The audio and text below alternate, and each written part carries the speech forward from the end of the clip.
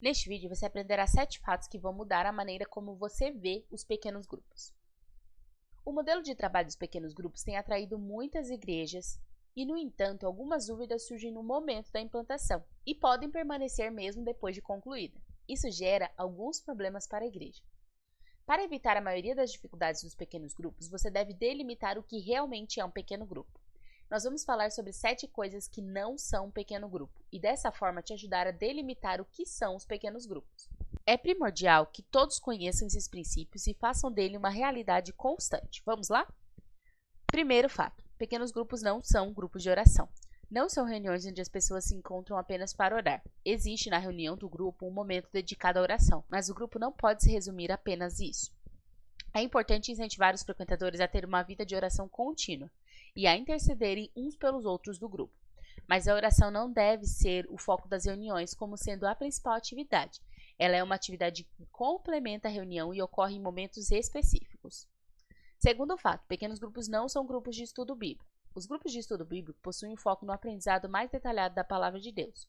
Os pequenos grupos desenvolvem o estudo da palavra, porém de forma aplicada ao contexto de vida dos participantes do grupo.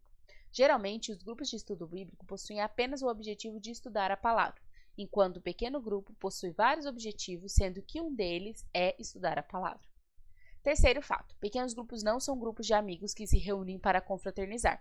Com a convivência, os líderes e frequentadores criam um relacionamento mais próximo. Eles se tornam verdadeiramente irmãos em Cristo através dos pequenos grupos. Isso é muito bom e faz parte de um dos objetivos do pequeno grupo, que é gerar comunhão.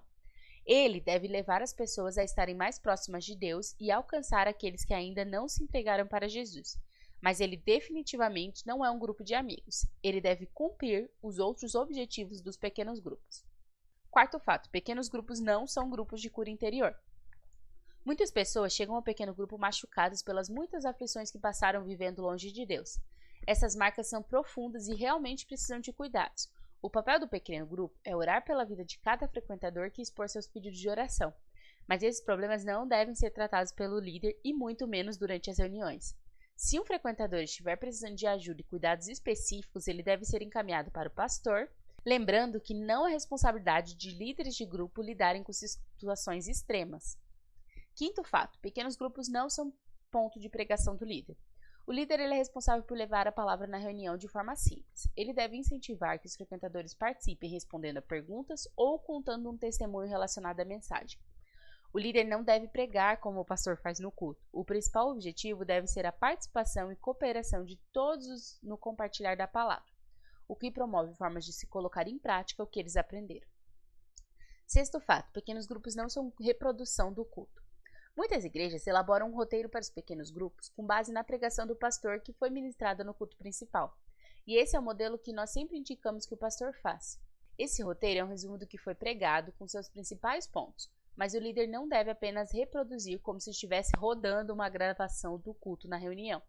O líder deve aproximar as pessoas da mensagem, adaptando para o contexto dos frequentadores daquele grupo. Sétimo fato: pequenos grupos não são independentes da igreja.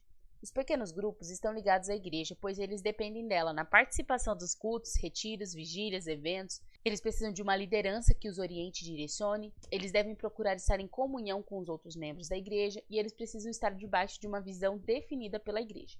A igreja deve manter um bom relacionamento com os líderes dos pequenos grupos. Dessa forma, eles entenderão a importância de estarem ligados à igreja e sempre incentivarão os frequentadores dos seus grupos a participarem das reuniões da igreja também. Entender esses fatos muda a maneira como as pessoas veem os pequenos grupos. Faça deles uma realidade na sua igreja e no seu grupo.